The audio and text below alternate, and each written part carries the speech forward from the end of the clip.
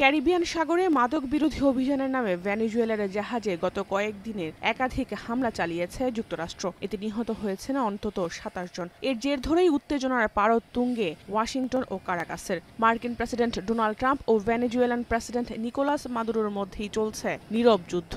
গেল বুধবার যুক্তরাষ্ট্রের কেন্দ্রীয় গোয়েন্দা সংস্থা CIA কে গোপনে ভেনেজুয়েলায় অভিযানের অনুমতি দিয়েছেন ট্রাম্প। সেই সঙ্গে ইঙ্গিত দিয়েছেন দেশটিতে যে কোনো সময় স্থল অভিযান শুরু করতে পারে ওয়াশিংটন।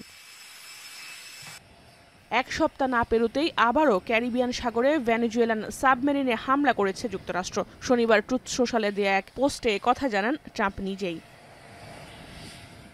মার্কিন হামলায় নিহত হয়েছে জাহাজে থাকা ২ নাবিক। আর বেঁচে যাওয়া ২ জনকে নিজ দেশ কম্বোডিয়া ও ইকুয়েডরে ফেরত পাঠানোর কথা নিশ্চিত করেছেন ট্রাম্প। পোস্টে এত বিশাল সাবমেরিনটি ধ্বংস করার বিষয়টি নিজেদের জন্য বিরাট সম্মানের বলে উল্লেখ করেন তিনি।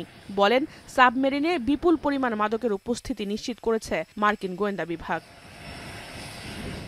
ভেনেজুয়েলার এই সাবমেরিনটি ধ্বংস না হলে এতে থাকা মাদকে যুক্তরাষ্ট্রের ২৫,০০০ নাগরিকের মৃত্যু হতে পারে বলে জানান ট্রাম্প। আর মার্কিন সরকার তা কখনো বরদাস্ত করবে না বলেও হুঁশিয়ারি দেন তিনি।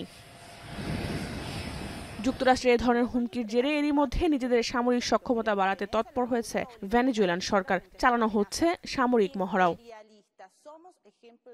জাহানারা ভূঁইয়া, এখন বিশ্ব। কালার এক্সপার্ট, জর্জ স্যাপ এবং মাইল্ড অন হ্যান্ডস টেকনোলজি সমৃদ্ধ অরিক্স ক্রিস্টাল ওয়াশ আপনার লন্ড্রি এক্সপার্ট।